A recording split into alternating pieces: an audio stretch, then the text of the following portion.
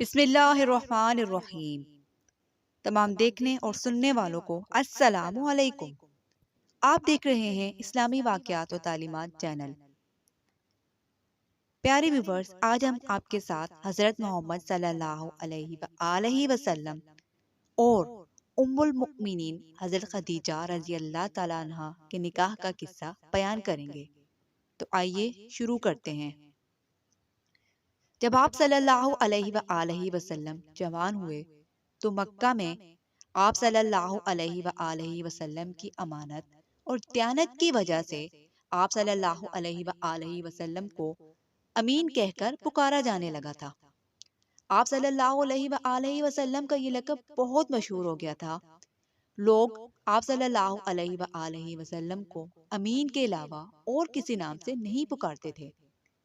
انہی دنوں ابو طالب نے آپ صلی اللہ علیہ وآلہ وسلم سے کہا، اے بھتیجے، میں ایک بہت غریب آدمی ہوں اور کاج سالی کی وجہ سے اور زیادہ سخت حالات کا سامنا ہے۔ کافی عرصہ سے خشک سالی کا دور چل رہا ہے۔ کوئی ایسا ذریعہ نہیں کہ ہم اپنا کام چلا سکیں اور نہ ہی ہماری کوئی تجارت ہے۔ ایک تجارتی قافلہ شام جانے والا ہے، اس میں قریش کے لوگ شامل ہیں۔ قریش کی ایک خاتون خدیجہ شام کی طرف اپنا تجارتی سامان بھیجا کرتی ہیں۔ جو شخص ان کا مال لے کر جاتا ہے وہ اپنی اجرت ان سے طے کر لیتا ہے۔ اب اگر تم ان کے پاس جاؤ اور ان کا مال لے جانے کی پیشکش کرو تو وہ ضرور تمہیں اپنا مال دے دیں گی، کیونکہ تمہاری امانت داری کی شہرت ان تک پہنچ چکی ہے۔ اگرچہ میں اس بات کو پسند نہیں کرتا کہ تم شام کے سفر پر جاؤ، یہودی تمہارے دشمن ہیں، لیکن حالات کی وجہ سے میں مجبور ہوں، اس کے علاوہ کوئی چارہ بھی تو نہیں۔ یہاں تک کہ ابو طالب خاموش ہو گئے۔ تب آپ صلی اللہ علیہ وآلہ وسلم نے فرمایا، ممکن ہے وہ خاتون خود میرے پاس کسی کو بھیجیں۔ یہ بات آپ صلی اللہ علیہ وآلہ وسلم نے اس لیے فرمائی تھی کہ سیدہ خدیجہ رضی اللہ تعالیٰ عنہا کو ایک بااعتماد آدمی کی ضرورت تھی، اور اس وقت مکہ میں آپ صلی اللہ علیہ وآلہ وسلم سے زیادہ شریف، پاک باز، امانت دار، سمجھدار اور قابل اعتبار آدمی کوئی نہ تھا۔ ابو طالب اس وقت بہت پریشان تھے۔ آپ صلی اللہ علیہ وآلہ وسلم کی یہ بات سن کر انہوں نے کہا، اگر تم نہ گئے تو مجھے ڈر ہے کہ وہ کسی اور سے معاملہ طے نہ کر لیں۔ یہ کہہ کر ابو طالب اٹھ گئے۔ ادھر آپ صلی اللہ علیہ وآلہ وسلم کو یقین سا تھا کہ حضرت خدیجہ رضی اللہ تعالیٰ عنہ خود ان کی طرف کسی کو بھیجیں گی، اور ہوا بھی یہی۔ سیدہ خدیجہ رضی اللہ تعالیٰ عنہ نے اللہ کے رسول صلی اللہ علیہ وآلہ وسلم کو بلا بھیجا۔ پھر آپ صلی اللہ علیہ وآلہ وسلم سے کہا، میں نے آپ صلی اللہ علیہ وسلم کی سچائی، امانت داری اور نیک اخلاق کے بارے میں بہت سنا ہے، اور اسی وجہ سے میں نے آپ کو بلوایا ہے۔ جو معاوضہ آپ کی قوم کے دوسرے آدمیوں کو دیتی ہوں، آپ کو ان سے دگنا دوں گی۔ آپ صلی اللہ علیہ وآلہ وسلم نے ان کی بات منظور فرما لی۔ پھر آپ صلی اللہ علیہ وآلہ وسلم اپنے چچا ابو طالب سے ملے، انہیں یہ بات بتائی۔ ابو طالب یہ سن کر بولے، یہ روزی تمہارے لیے اللہ نے پیدا فرمائی ہے۔ اس کے بعد آپ صلی اللہ علیہ وآلہ وسلم سیدہ خدیجہ رضی اللہ تعالیٰ عنہ کا سامان تجارت لے کر شام کی طرف روانہ ہوئے۔ سیدہ خدیجہ رضی اللہ تعالیٰ عنہ کے غلام میسرہ آپ صلی اللہ علیہ وآلہ وسلم کے ہمراہ تھے۔ روانگی کے وقت حضرت خدیجہ رضی اللہ تعالیٰ عنہ نے میسرہ سے کہا، کسی معاملے میں ان کی نافرمانی نہ کرنا، جو یہ کہیں وہی کرنا، اور ان کی رائے سے اختلاف نہ کرنا۔ آپ صلی اللہ علیہ وآلہ وسلم کے سب چچاؤں نے قافلے والوں سے آپ صلی اللہ علیہ وآلہ وسلم کی خبر گیری رکھنے کی درخواست کی۔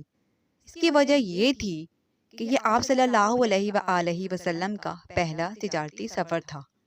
گویا آپ صلی اللہ علیہ وآلہ وسلم اس کام میں بالکل نئے تھے۔ ادھر آپ صلی اللہ علیہ وسلم روانہ ہوئے، ادھر آپ صلی اللہ علیہ وآلہ وسلم کا معجزہ شروع ہو گیا۔ ایک بدلی نے آپ صلی اللہ علیہ وآلہ وسلم کے اوپر سایہ کر لیا۔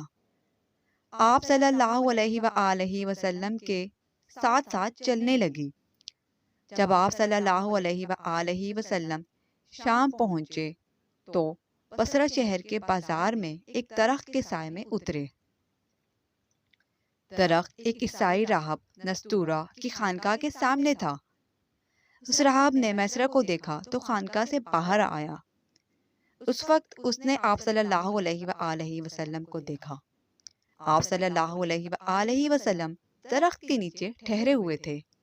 اس نے میسرہ سے پوچھا، یہ شخص کون ہے جو اس درخت کے نیچے موجود ہے؟ میسرہ نے کہا، یہ ایک قریشی شخص ہیں، حرم والوں میں سے ہیں۔ یہ سن کر راہب نے کہا، اس درخت کے نیچے نبی کے سوا کوئی آدمی نہیں بیٹھا۔ مطلب یہ تھا کہ اس درخت کے نیچے آج تک کوئی شخص نہیں بیٹھا۔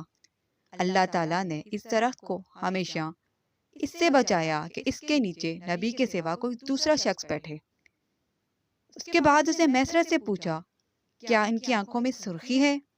میسرہ نے جواب دیا، ہاں بالکل ہے، اور یہ سرخی ان کی آنکھوں میں مستقل رہتی ہے۔ اب نستورہ نے کہا، یہ وہی ہیں۔ میسرہ نے حیران ہو کر ان کی طرف دیکھا اور بولے، کیا مطلب یہ وہی ہیں؟ کون وہی؟ یہ آخری پیغمبر ہیں۔ کاش میں وہ زمانہ پا سکتا جب انہیں ظہور کا حکم ملے گا، یعنی جب انہیں نبوت ملے گی۔ اس کے بعد وہ چپکے سے آپ صلی اللہ علیہ وآلہ وسلم کے پاس پہنچا۔ پہلے تو اس نے آپ صلی اللہ علیہ وآلہ وسلم کے سر کو بوسہ دیا، پھر آپ صلی اللہ علیہ وآلہ وسلم کے قدموں کو بوسہ دیا اور بولا، میں آپ صلی اللہ علیہ وآلہ وسلم پر ایمان لاتا ہوں اور گواہی دیتا ہوں کہ آپ صلی اللہ علیہ وآلہ وسلم وہی ہیں جن کا ذکر اللہ نے تورات میں فرمایا۔ اس کے بعد نستورہ نے کہا، اے محمد صلی اللہ علیہ وآلہ وسلم، میں نے آپ میں وہ تمام نشانیاں دیکھ لی ہیں جو پرانی کتابوں میں ہیں۔ آپ صلی اللہ علیہ وآلہ وسلم کی نبوت کی علامتوں کے طور پر درج ہیں۔ صرف ایک نشانی باقی ہے، اس لیے آپ صلی اللہ علیہ وآلہ وسلم ذرا اپنے کندھے سے کپڑا ہٹائیں۔ آپ صلی اللہ علیہ وآلہ وسلم نے اپنے شانہ مبارک سے کپڑا ہٹایا۔ تب نستورہ نے وہاں مہر نبوت کو جگمگاتے دیکھا۔ وہ فوراً مہر نبوت کو چومنے کے لیے جھک گیا، پھر بولا، میں گواہی دیتا ہوں کہ اللہ کے سوا کوئی عبادت کے لائق نہیں، اور میں گواہی دیتا ہوں کہ آپ صلی اللہ علیہ وآلہ وسلم اللہ کے پیغمبر ہیں۔ آپ صلی اللہ علیہ وآلہ وسلم کے بارے میں حضرت عیسیٰ ابن مریم علیہ السلام نے خوشخبری دی تھی، اور انہوں نے کہا تھا، میرے بعد اس درخت کے نیچے کوئی نہیں بیٹھے گا سوائے اس پیغمبر کے جو امی یعنی ان پڑھ، ہاشمی عربی اور مکی یعنی کہ مکہ کے رہنے والے ہوں گے۔ قیامت میں حوض کوثر اور شفاعت والے ہوں گے۔ اس وقت کے بعد آپ صلی اللہ علیہ وآلہ وسلم بصرہ کے بازار تشریف لے گئے۔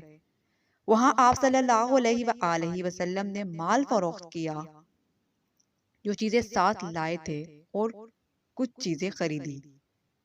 اس خرید و فروخت کے دوران ایک شخص نے آپ صلی اللہ علیہ وآلہ وسلم سے جھگڑا کیا اور بولا، لات اور عزا کی قسم کھاؤ۔ آپ صلی اللہ علیہ وآلہ وسلم نے فرمایا، میں ان بتوں کے نام پر کبھی قسم نہیں کھاتا۔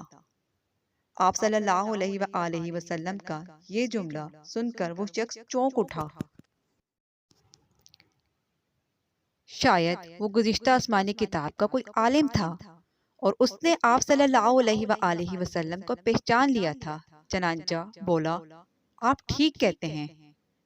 اس کے بعد اس نے میسرہ سے علیحدگی میں ملاقات کی اور کہنے لگا، میسرہ، یہ نبی ہیں، قسم ہے اس ذات کی جس کے ہاتھ میں میری جان ہے، یہ وہی ہیں جن کا ذکر ہمارے راہب اپنی کتابوں میں پاتے ہیں۔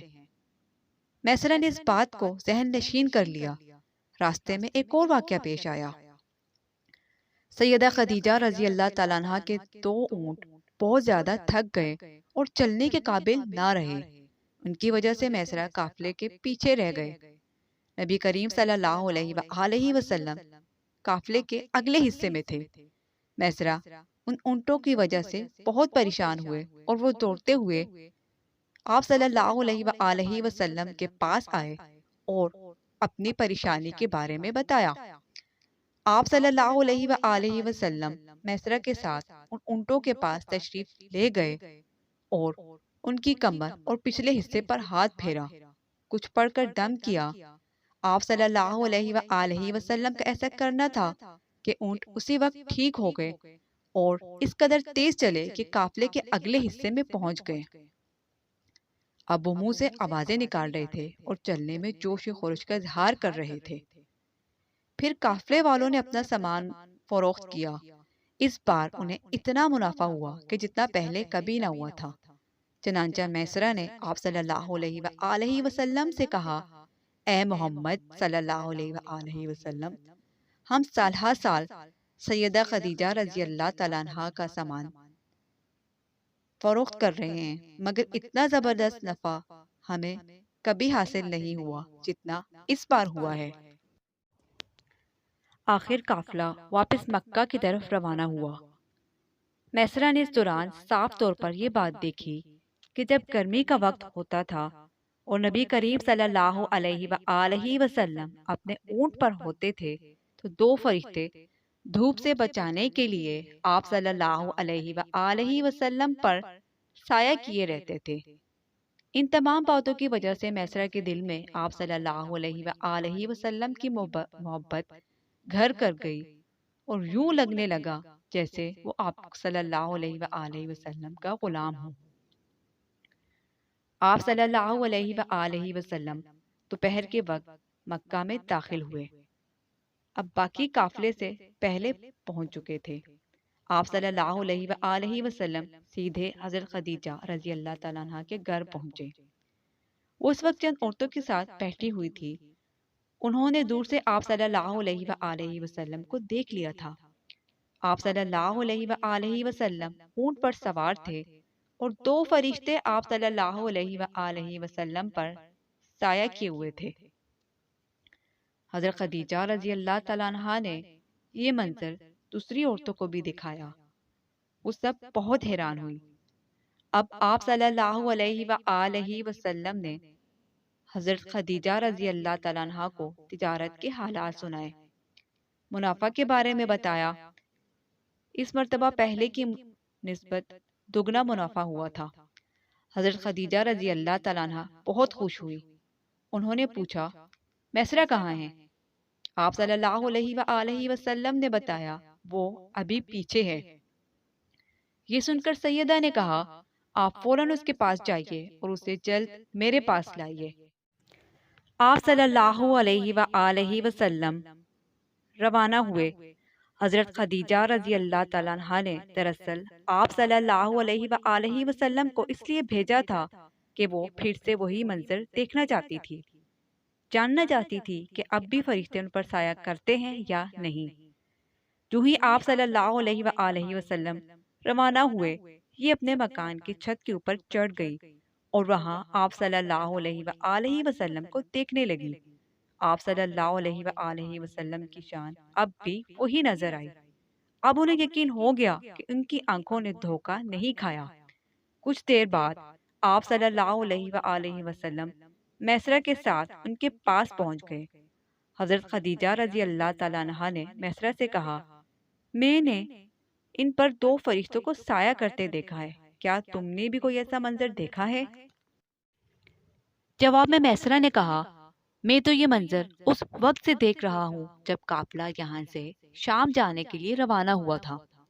اس کے بعد میسرہ نے نستورہ سے ملاقات کا حال سنایا۔ دوسرے آدمی نے جو کہا تھا وہ بھی بتایا، جس نے لات اور عزا کی قسم کھانے کے لیے کہا تھا۔ پھر اونٹوں والا واقعہ سنایا۔ یہ تمام باتیں سننے کے بعد سیدہ خدیجہ رضی اللہ تعالیٰ عنہا نے آپ صلی اللہ علیہ وآلہ وسلم کو طے شدہ اجرت سے دگنا دی، جبکہ طے شدہ اجرت پہلے ہی دوسرے لوگوں کی نسبت دگنا تھی۔ ان تمام باتوں سے سیدہ خدیجہ رضی اللہ تعالیٰ عنہ بہت حیران ہوئی۔ اب وہ اپنے چچا زاد بھائی ورقہ بن نوفل سے ملی۔ یہ پچھلی کتابوں کے عالم تھے۔ سیدہ خدیجہ رضی اللہ تعالیٰ عنہا نے انہیں جو کچھ خود دیکھا اور میسرہ کی زبانی سنا تھا وہ سب کہہ سنایا۔ ورقہ بن نوفل اس وقت عیسائی مذہب سے تعلق رکھتے تھے، اس سے پہلے وہ یہودی تھے۔ سیدہ خدیجہ رضی اللہ تعالیٰ عنہا کی تمام باتیں سن کر ورقہ بن نوفل نے کہا، خدیجہ اگر یہ باتیں سچ ہیں تو سمجھ لو محمد اس امت کے نبی ہیں۔ یہ بات جان چکا ہوں کہ اس امت کے ہونے والے نبی ہیں، دنیا کو انہی کا انتظار تھا۔ یہاں یہ بات بھی واضح ہو جائے کہ نبی اکرم صلی اللہ علیہ وآلہ وسلم نے سیدہ خدیجہ رضی اللہ تعالیٰ عنہا کے لیے تجارتی سفر صرف ایک بار نہیں کیا، چند سفر اور بھی کیے۔ سیدہ خدیجہ رضی اللہ تعالیٰ عنہا ایک شریف اور پاک باز خاتون تھی، نسب کے اعتبار سے بھی قریش میں سب سے اعلیٰ تھی۔ انہیں قریش کی سیدہ کہا جاتا تھا۔ قوم کے بہت سے لوگ ان سے نکاح کے خواہش مند تھے۔ کئی نوجوانوں نے ان تک نکاح کا پیغام پہنچایا، لیکن انہوں نے کسی کا پیغام قبول نہیں کیا تھا۔ نبی اکرم صلی اللہ علیہ وآلہ وسلم تجارت کے سفر سے واپس آئے تو آپ صلی اللہ علیہ وآلہ وسلم کی خصوصیات دیکھ کر اور آپ صلی اللہ علیہ وآلہ وسلم کی باتیں سن کر وہ آپ صلی اللہ علیہ وآلہ وسلم سے بہت زیادہ متاثر ہو چکی تھی، لہٰذا انہوں نے ایک خاتون نفیسہ کو آپ صلی اللہ علیہ وآلہ وسلم کی خدمت میں بھیجا۔ انہوں نے آ کر آپ صلی اللہ علیہ وآلہ وسلم سے کہا کہ اگر کوئی دولت مند اور پاک باز خاتون خود آپ کو نکاح کی پیشکش کرے تو آپ مان لیں گے؟ ان کی بات سن کر آپ صلی اللہ علیہ وآلہ وسلم نے فرمایا، وہ کون ہے؟ نفیسہ نے کہا، خدیجہ۔ آپ صلی اللہ علیہ وآلہ وسلم نے انہیں اجازت دے دی۔ نفیسہ حضرت خدیجہ رضی اللہ تعالیٰ عنہ کے پاس آئی، انہیں ساری بات بتائی۔ سیدہ خدیجہ رضی اللہ تعالیٰ عنہ نے اپنے چچا عمرو بن اسد کو اطلاع کرائی تاکہ وہ آ کر نکاح کر دیں۔ سیدہ خدیجہ رضی اللہ تعالیٰ عنہ اس سے پہلے 2 مرتبہ شادی کر چکی تھی۔ ان کا پہلا نکاح عتیق بن مائچ سے ہوا تھا، ان سے بیٹی ہندہ پیدا ہوئی تھی۔ عتیق کے فوت ہو جانے کے بعد سیدہ کا دوسرا نکاح ابو حالہ نامی شخص سے ہوا تھا۔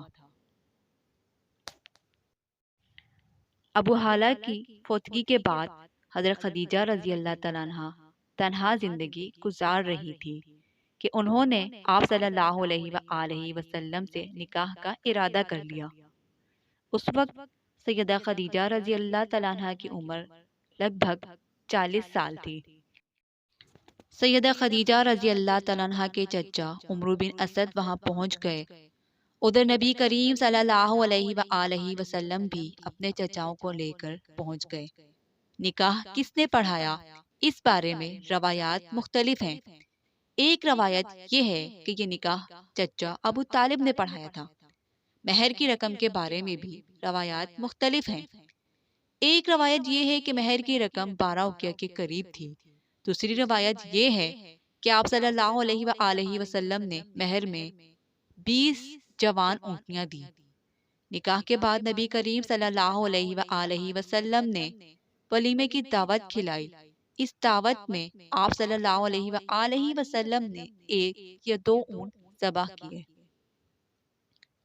مزید اسلامی ویڈیوز کے لیے اس چینل کو سبسکرائب کیجیے۔